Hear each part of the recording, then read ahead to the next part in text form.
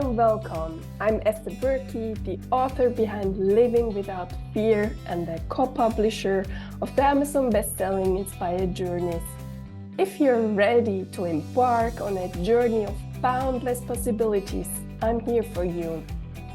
Do you know someone who could benefit from today's episode? Share this podcast with them. Don't forget to subscribe to my newsletter. Join me on YouTube, and if you enjoyed what you heard, leave a short review or rate it on your favorite podcast platform with a lot of stars.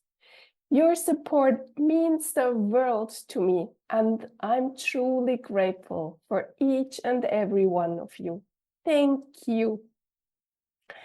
Today, the topic is my father's 89th birthday on the second day of the new year. The evening before, he called me and told me not to come because my mother didn't eat and didn't get up the whole day. She wasn't able to cook, he told me. But I said, I will come anyway and cook and see what I can do for my mom and him as well. When I was on the highway that morning, he called me again. His voice was weak and trembling. My soon 89-year-old mother was sitting at the breakfast table and had fainted. But as my father was getting weaker and weaker, he could not bring her down on the kitchen floor himself. I had another 50 minutes to drive to be at the house. I suggested to him I would call the neighbors, my brother, and he should call an ambulance. My brother told me that he had an injured back and could not help to move my mother. And my father didn't want me to call the neighbors. So I kept on driving without being able to help properly and hoping my father will get help, because I knew this incident with my mother certainly triggered all the trauma he had experienced in his childhood with his mother, who had epileptic seizures, and he was often left alone with her and was very much in fear that a new seizure occurred and she would hurt her head while falling down. When I finally arrived at my parents' narrow street, 2 ambulances were blocking the direct way to the house. I parked my car further away and ran as fast as I could. I wish I could see my mom alive. When I arrived at the house, an ambulance woman and man rolled her on a bed to the car. She was alive, but she had an agonized expression on her face.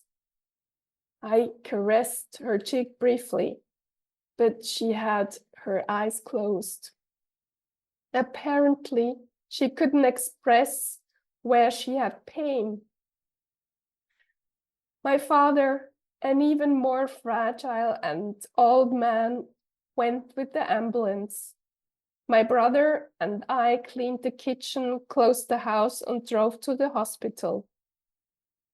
I expected the worst case.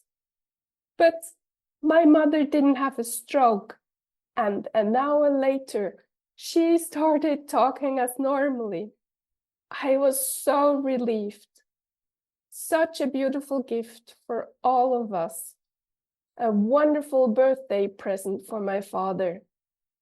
She was alive and gained clarity hour per hour. And she felt so sorry for my father's birthday that she had scared him to death by fainting. And when my father and I left her in the evening at the hospital, it was so touching to see how they said goodbye to each other and wished each other a good sleep without one another.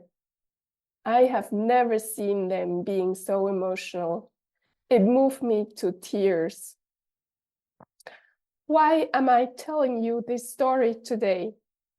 I realized what it means to be able to be with someone and share those precious moments just being together. During the whole day, my father's birthday, I couldn't really do anything but just sit. If you know me a bit, I'm a doer. Just being is still difficult for me, but I'm so grateful I progressed a lot in the past years while meditating and doing my inner work. It became much easier. And while sitting at my mother's hospital bed, listening to her, how she kept on asking the same questions about what had happened to her in the morning, that was her way to process emotional the incident.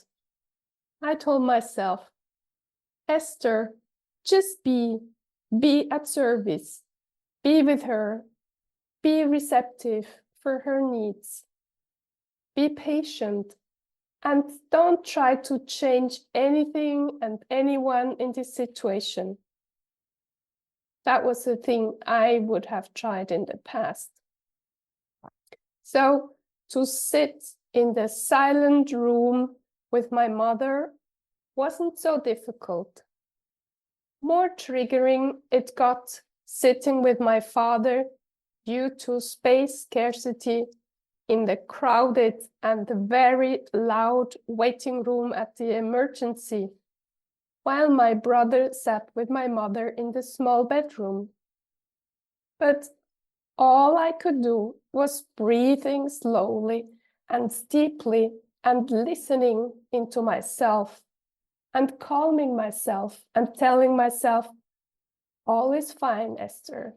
You're safe. Everyone is safe. And this moment in this crowd will pass. I'm also so grateful that I have worked a lot on one of my biggest triggers in my adulthood, which was feeling powerless. Because that day and also the following morning, when my father called me at 6 a.m., telling me that he hasn't slept at all at night and he felt very sick, I couldn't change anything. I could only listen to him, comfort him, and tell him that I would come by if he needed it. I would have never handled this situation with my parents so well if I hadn't worked on finding inner peace with myself. Also, the possibility to look inward when externally everything is loud, annoying, and triggering a lot of negative emotions helped me so much. I'm immensely grateful again that I learned to meditate with the Indian American mentor Deepak Chopra 5 years ago. If you haven't tried yet to sit still and listen into your inner self, and besides, I have tried many times before, and it never worked, believe me. Give it another try. It is worth it. It is totally worth it. And if you love to share your thoughts with me, DM me on Instagram. Thank you, dear listener, for spending your precious time with me and being open to learn how to find inner peace. And I cannot repeat it enough. In case you feel worthless today and nobody seems to like you, I tell you, you're amazing. I love you. And you are a gift to everyone who crosses your path. And please remember these sentences over and over again. Have an amazing day and talk to you next week.